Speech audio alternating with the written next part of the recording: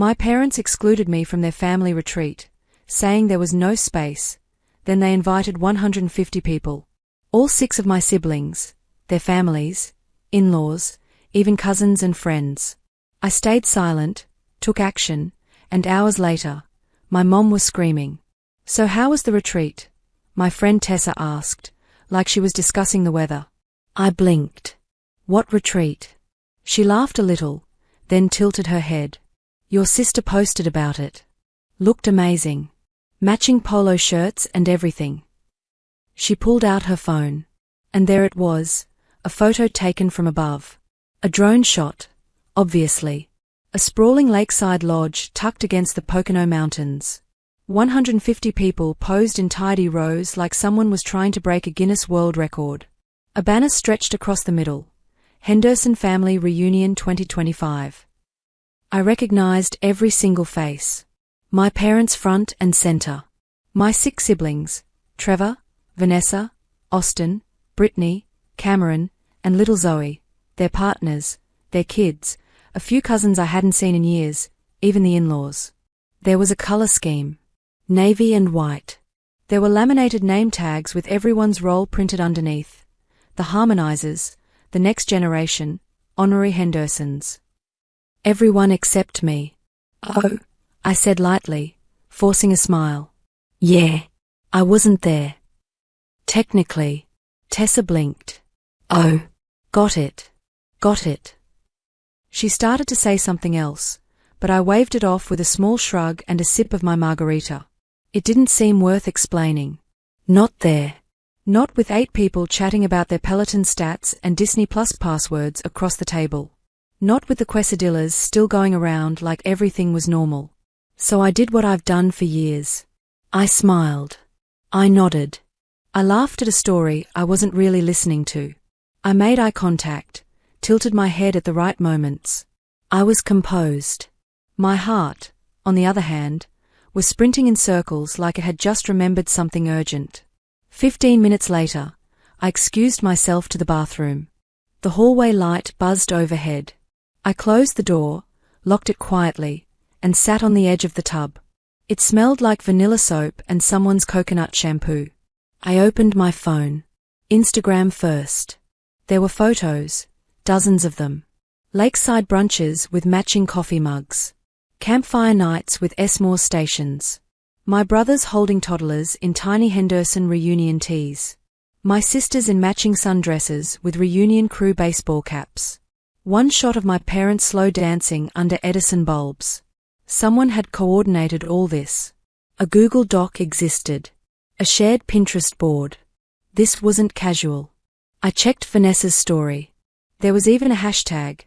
Hashtag Henderson Reunion 2025. Then I remembered the phone call a few weeks earlier. I'd asked my mom offhandedly, "Hey, are we doing anything this year for the reunion?" She'd sounded rushed. "We're just keeping it small," she said. "Not enough space for everyone." Not enough space. Right? I hadn't thought much of it at the time. She said it so breezily, and I've been trained, in that quiet middle child way, not to push, not to take up space. So I didn't ask follow-up questions. I didn't ask for dates. I didn't ask who was going. I just assumed I'd hear if something was happening. I kept scrolling. 150 people. A group photo where my absence stood out like a missing tooth in a smile. And the stupidest part was, this wasn't even new. When I was 9, there was a cousin's graduation party that got too full for me. When I was 14, I found out the family went to a ski lodge in Vermont. My name wasn't on the group text. And once, I remember helping pack gift bags for one of these reunions. I assembled the welcome baskets. Ironed the stupid polo shirts. And yet here I was. Still surprised. Still hoping, I guess. The tears came fast. Quiet. Controlled. I didn't sob. That would have felt too theatrical. No. These were the kind of tears that slip out before you even realize they've started. Not loud enough to hear, just enough to sting. There was a knock on the bathroom door. "You okay?" Tessa's voice. I cleared my throat. "Yeah." Stomach thing. Be right out. She paused. Want me to get you anything? No, I'm good. Thanks. I didn't move for another minute. Then I stood, washed my face, and tried to repair the damage. My mascara had smudged just slightly. I wiped under my eyes with toilet paper that shredded immediately and laughed a little at myself. In the mirror, I didn't look angry or sad. Just blank. I pulled my shoulders back, gave myself a practiced smile. Not warm, not fake, just enough to pass. And then I stepped back out into the hallway like I hadn't just had my stomach drop through the floor. The dinner party was still in full swing. Someone was laughing. Someone was opening another bottle of wine. Someone was explaining the best way to air-fry Brussels sprouts. I sat back down, accepted dessert, smiled, played normal. Nobody noticed. But something had shifted. Something deep. I didn't need to explain what they did. I didn't even need to ask why. I didn't know it at the time, but I was 24 hours away from doing something that would change everything. I used to think loneliness was something that happened when you had no one. Turns out it's much worse when you're surrounded by people, family even, and still feel like an uninvited guest in your own life. I'm number 4 out of 7. That's not middle child. That's median. That's we forgot she was in the minivan territory, which, by the way, did happen once. They remembered before leaving the Walmart parking lot, so I guess it doesn't count. My family is big, loud, and musical. Like some chaotic Sound of Music reboot, minus the Nazis but still kind of oppressive. Everyone sings. Some play instruments. 3 have made careers in music. Family dinners came with harmonies.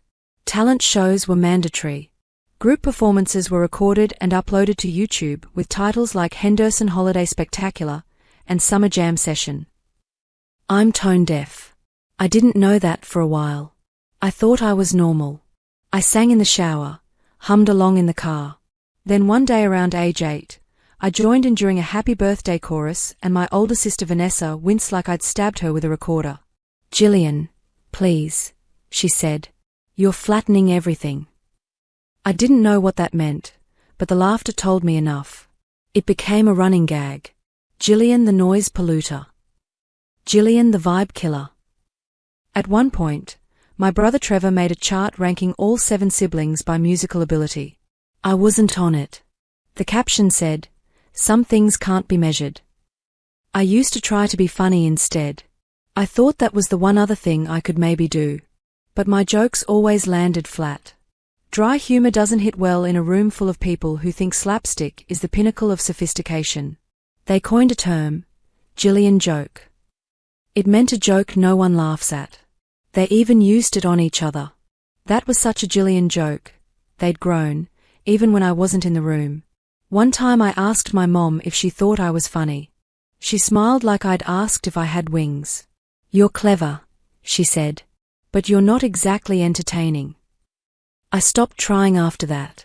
At school, I'd test out my humor with friends but always pulled back, afraid of the silence. I learned to be quiet, helpful, pleasant. That worked better. Years later, I started writing things down. Funny thoughts, mostly. Bits of awkwardness turned into sketches. Observations that made me laugh. I still didn't think of myself as a funny person, just someone trying to figure out why nothing ever felt quite right. Then one day, I tried performing them. Nothing major. Local open MIC night at a dive bar called the Rusty Tap.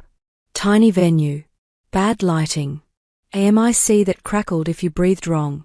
But the crowd laughed. Not politely. Not pity laughed. Actual surprised laughter. I got addicted immediately. It took months before I told anyone in my family. I'd been performing semi-regularly at that point. Nothing viral, nothing major, but real people, real laughs, real sets. It felt like something. I still remember the day I mentioned it. We were sitting around after Thanksgiving dinner, my dad retelling some story for the 3rd time, everyone playing their usual roles. I cleared my throat. "So, I've been doing some comedy." They blinked at me. "Like performing?" My younger sister Brittany asked, smirking. "Yeah." "Stand up." A little club downtown. My brother Austin actually laughed. You? On stage? Well, it's not Madison Square Garden, I said. It's mostly sticky floors and domestic beer, but yes, a stage. They laughed again. Not in a cruel way, in the way you laugh when someone tells you they're training to be an astronaut at 32. You've never been funny, my mom said gently. But that's sweet. It's good to have hobbies. I wanted to believe it was just surprise. That once they saw me perform, they'd get it. They'd be proud. Maybe even change how they saw me. Maybe the label of unfunny would finally get scratched off. I invited them. I even picked a good show. Saturday night, decent turnout, a supportive crowd. I wore a new blazer, rehearsed my set to death, and got there early to claim seats in the third row. I kept glancing at the door as people filtered in. A couple from my last set waved. Someone complimented my earrings. The room filled slowly but steadily, and I kept checking the door right up until the host said my name. No one came. I scanned the room one last time as I walked up. Not a single familiar face. It hit me harder than I thought it would. Not like a punch, but like a vacuum, like all the air in the room suddenly decided to be somewhere else. But I smiled. I opened with a throwaway line. Got a laugh. Found my rhythm. And I crushed it. That night, someone came up and told me they hadn't laughed like that in months. Another asked where they could find me online. I should have felt proud, but all I could think about was the empty seat in the third row I'd reserved for my mom. Someone once said that the life of a comedian is making other people laugh while you're crying inside. That night, it felt especially true. After that, I stopped inviting them. Not out of spite, out of self-preservation. They never asked about it again. Occasionally, someone would mention a new album they'd released or a cousin who had booked a tour, and someone would say, Jillian's got her little comedy thing, like I was knitting hats for squirrels. I still smiled, nodded, laughed at their jokes. But inside, something shifted. I stopped hoping they'd show up. I stopped expecting the punchline to be anything but me. I didn't plan to do it. That's the funny part. Or the ironic part. Or maybe just the human part.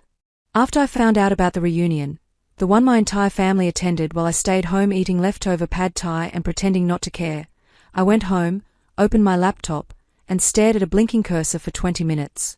Then I wrote something. Not my usual kind of funny. Not polished. Just honest. The next night, I had a set at the Rusty Tap. I was going to do my usual material, awkward dating stories, my theory that almond milk is just sadness in liquid form, and how people who say let's touch base deserve a special corner in hell. But when they called my name, I left the notes in my bag and walked on stage with something new. Most comedians, I said into the MIC, get into stand-up because their families laughed at their jokes. I got into comedy because mine didn't. At all. They actually created a category for it. Jillian joke. You know, like a dad joke, but meaner. And apparently contagious. People laughed. So I kept going. In my house, if you told a bad joke, it wasn't just a flop. It was a full-blown scandal. I should have had my own documentary, The Girl Who Wasn't Funny. That one got applause. I talked about how my siblings could all sing, how even the toddlers in the family had rhythm, and how I was basically the designated audience member, the family hype woman minus the hype. And then I said it. Last week, my parents told me there wasn't enough space for me at the annual family reunion. Then they invited 150 people. That line got a full gasp laugh combo. My favorite reaction. I let it hang in the air a second longer. So yeah, I guess there wasn't enough space.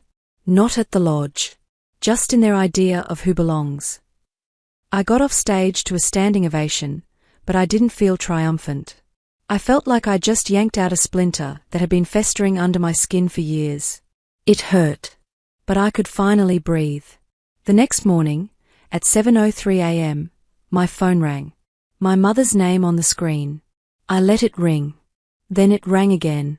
And again. The fifth time, I picked up, mostly out of morbid curiosity. She didn't say hello. She didn't pause. She went straight into screaming. "How dare you?" she said. "Someone saw your little show." She hissed the words. "They told us what you said. You humiliated us. Not 'Are you okay?' Not even a half-hearted question about what I'd been thinking. Just full throttle, high-volume fury. It was a 10-minute set," I said. "I didn't name names." "You didn't have to," she snapped. "Everyone knows who we are. Your siblings have reputations to protect. You're dragging us through the mud just because you didn't get your way." "You mean just because I wasn't invited?" I said dryly. "Or are we still pretending that didn't happen?" She didn't answer. "Do you know what your brother said?" she continued. "He said he might lose a booking over this. And Vanessa is mortified. She says people are calling her fake online." "So you're saying people believed me?" Silence. "I see." She hung up. I didn't cry. I didn't even feel angry. I felt something colder than that, like I'd just been told for the 100th time that their image was more important than me. By lunchtime, the group messages started blowing up. Vanessa sent a novel-length rant about how she'd always supported me, which was hilarious considering she once told a boyfriend I was too emotionally flat to be funny. Austin sent me a voice memo that sounded like a press release wrapped in passive aggression. "I think it's really toxic that you're bringing family stuff into your brand.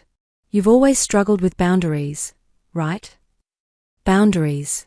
Like the one that said I shouldn't come to a reunion with 150 people because I took up too much space." A cousin chimed in to say she thought I was exaggerating. "It was probably just a misunderstanding," she said, like I'd misread an accidental mass invitation to everyone but me. One aunt said she was praying for me. Another message to say I'd broken my mother's heart. And here's the thing. Part of me wanted to explain, to clarify, to say, "Hey, I wasn't trying to hurt anyone. I was just trying to finally tell the truth." But the truth is, they weren't asking for clarification. They were asking me to shut up, to play the quiet middle child who takes the hit and keeps the peace. And I was tired. That night, I filmed a video. It wasn't a stand-up set. It wasn't a sketch. It was just me sitting on my couch in a hoodie, holding a mug of tea I wasn't drinking from. "Hi," I said. "So I guess some of you have seen my latest set, and apparently it upset some people." I paused. Took a breath. Here's the thing. If your family tells you your jokes aren't funny for 20 years, and then one night, hundreds of strangers laugh until they cry, you're allowed to talk about it. You're allowed to heal however you need to. I didn't get loud. I didn't name anyone. I didn't need to. I just told the truth. I used to think I was the least funny person in the world because my family said so. And then I stepped on stage and people laughed. At me, with me, for me. And I realized I wasn't unfunny. I just wasn't their kind of funny. And maybe that's okay. I looked into the camera.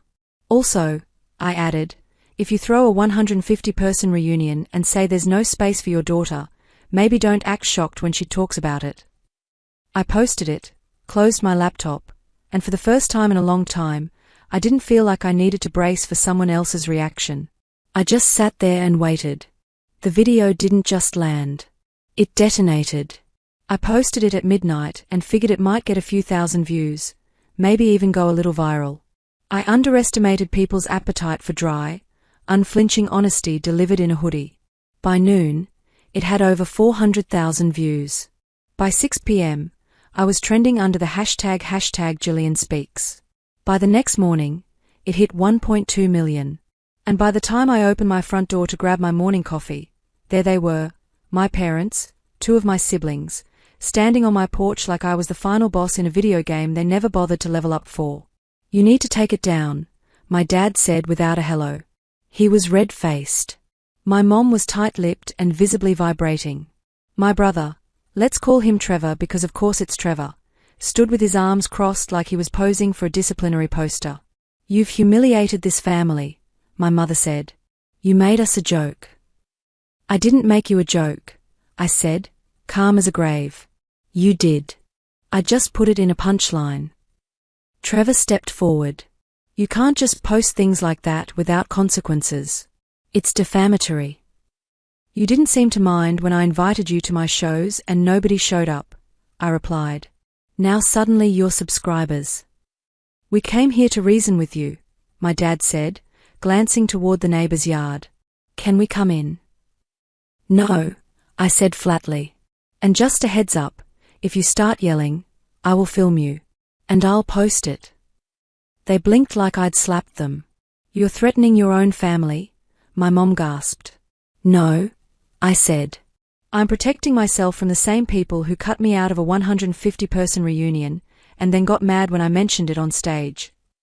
Trevor muttered something under his breath. I raised my phone and opened the camera. They backed off like I'd brandished a weapon. By now, I said, and shut the door. They stood there for a few more seconds. I watched from the peephole. My mom looked like she wanted to scream. My dad looked like he wanted to disappear. Trevor looked like he wanted to sue someone, which turned out to be prophetic. Because 3 days later, I got a legal letter. Well, legalish. Typed in Times New Roman with weird spacing and more typos than a phishing scam. Sent via email with the subject line, Urgent Family Concern. It was from Trevor. Apparently, he decided to draft a cease and desist letter demanding I take the video down immediately or face legal repercussions for defamation. Yes, defamation. I didn't even know whether to be insulted or impressed. To be clear, Trevor does have a law degree, but it's in corporate finance law, and he currently works in compliance for a logistics company. The most aggressive thing he's ever sued is probably a broken copier. I didn't respond to the letter. I made a video instead. I didn't name him. I didn't show the actual document. I just read a totally fictional cease and desist letter with comical typos and added dramatic music for flair. I've been asked to remove my video, I said in the voiceover, because apparently pointing out that I wasn't invited to my own family's reunion is now a federal crime. Somewhere, the First Amendment is weeping. The video went up on a Thursday. By Friday, I had 1.8 million views and 4 interview requests. People loved it, especially the deadpan delivery and the fake signature I read aloud, respectfully yours, Trevor the Enforcer, Esquire. That did it. That escalated everyone. All of them. I'd held out hope that maybe, just maybe, someone in the family would reach out and say, hey, we messed up. Or, I see you now. But no. The messages were all about damage control, about optics, about embarrassment. No one said sorry. No one asked how I felt. So I gave them the silence they never earned but definitely deserved. Group chats, exited. Facebook, locked. Instagram, archived. Even Spotify scrubbed of every playlist we'd ever shared. My mom sent me one final message before she got blocked. You've made a laughingstock of your own family. I hope you're proud. And the thing is, I wasn't proud. Not exactly. But I wasn't ashamed either. I was free. The fallout was ugly. Some of my siblings who work in music started losing small contracts. Apparently, people didn't want to be associated with a family being dragged in the public eye, which is ironic, because suddenly they were also getting podcast invites. Every minor influencer with a podcast titled Let's Talk About It or Raw and Real wanted them on to discuss growing up with Jillian. A few accepted. They didn't use my name directly, but let's just say when your brother goes on a podcast called Family First and says, some people just thrive on playing the victim, it's not exactly a mystery who he means. Meanwhile, YouTubers did what YouTubers do best. They dug.